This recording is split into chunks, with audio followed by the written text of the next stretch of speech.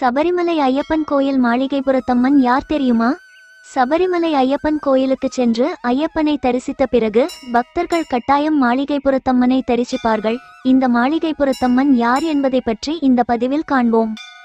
ஆதிபராசக்தி மகிஷாசுரனை வதம் செய்த பிறகு மகிஷாசுரனின் தங்கையான மகிஷி கடும் கோபம் கொண்டாள். பிரம்மாவை நோக்கி இரவு பகலாக கடும் தவமிருந்து பெண் வயிற்றில் பிறக்காத குழந்தையால் மட்டுமே தனக்கு மரணம் நிகழ வேண்டும் என்ற வரத்தை பெற்றுவிடுகிறாள்.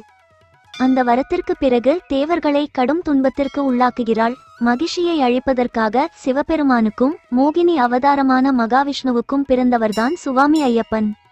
தனது தாயின் பிணி போக்க ஐயப்பன் புலிப்பால் எடுத்து வருவதற்காக காட்டுக்குள் வருகிறார். ஐயப்பனின் வருகைக்காக காத்திருந்த தேவர்கள் பகவானை பூஜை செய்து மகிஷியினால் ஏற்படும் துயரத்தை கூறி முறையிட்டனர்.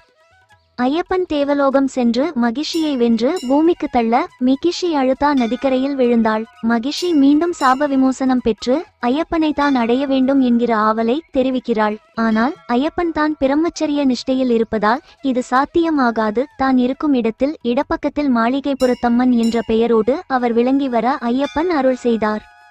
இப்போதும் சபரிமலைக்கு சென்று சுவாமி ஐயப்பனை தரிசனம் செய்யும் பக்தர்கள் பிறகு மாளிகைபுரத்தம்மனையும் சென்று வணங்குவார்கள். மாளிகைபுரத்தம்மனை மஞ்சள் மாதா என்றும் பக்தர்கள் அழைக்கிறார்கள்.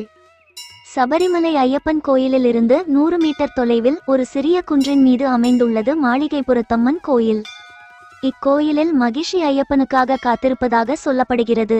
இக்கோயிலில் மாளிகைபுரத்தம்மன் சந்நிதி, நாகராஜா சந்நிதி, நாகயக்ஷி சந்நிதிகள் அமைந்துள்ளன. தேங்காய் உருட்டு இக்கோயிலில் முக்கியமாக வழிபாடாக கருதப்படுகிறது. தேங்காயை தரையிலே உருட்டிய பிறகே படைக்கப்படும். மாளிகைபுரத்தம்மனுக்கு மஞ்சள், குங்குமம், சர்க்கரை, சிவப்பு பட்டு, தேன், பழம் ஆகியவற்றை வைத்து தாம்பூலம் படைக்கப்படும். சபரிமலைக்கு செல்லும் போது இக்கோயிலையும் மறக்காமல் தரிசித்துவிட்டு வருவது சிறப்பாகும்.